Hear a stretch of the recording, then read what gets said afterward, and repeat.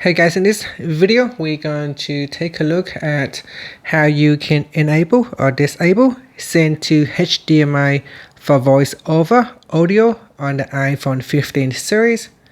First, let's go back to the home screen by swiping up at the bottom of the screen.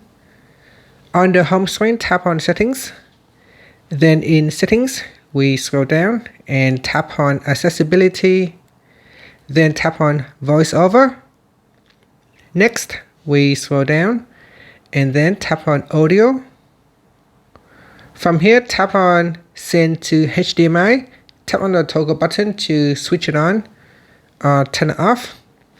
And it said here, any externally connected media devices should be reconnected for this change to take effect. So you need to connect it before you can make the change from here. And that's it. Finally, you can tap on the back key to go back to Settings or swipe up to return back to the home screen. Thank you for watching this video. Please like and subscribe to my channel for more videos.